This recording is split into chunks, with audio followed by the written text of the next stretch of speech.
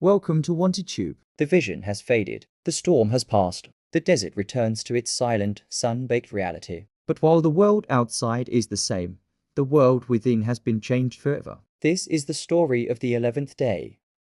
The day Jesus began to carry the weight of the word.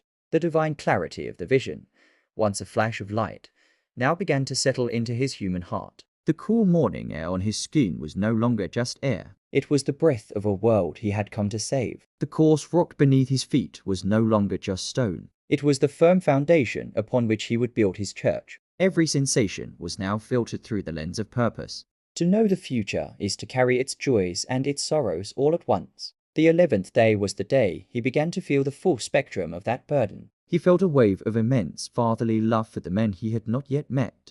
He saw the loyal, rugged face of Peter, a fisherman who would become a rock. He saw the fire in James and John, the sons of thunder. He felt the quiet companionship, the shared meals under starry skies, the laughter around a campfire.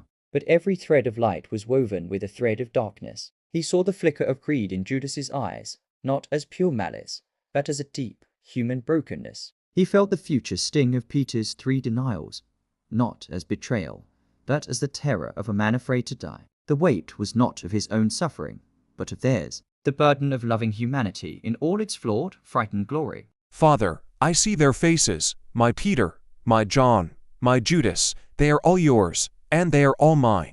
My heart aches, not for the pain that is to come from me, but for the pain and fear that will drive them. They are lost, and they do not even know it. How can I prepare them? How can I love them enough? And in that moment, something new began. The focus of his prayer shifted. It turned outward. The 11th day was not a day of temptation or mystical union. It was the day he began his true work as the great high priest. He could not yet walk to Jerusalem, but he could pray. For the first time, standing alone in the vast silence, he began to intercede for the very people who would one day drive the nails into his hands. Father, forgive them, for Peter, in his fear, for Judas, in his despair, for the soldiers who will follow orders, their hands merely instruments of the world's anger.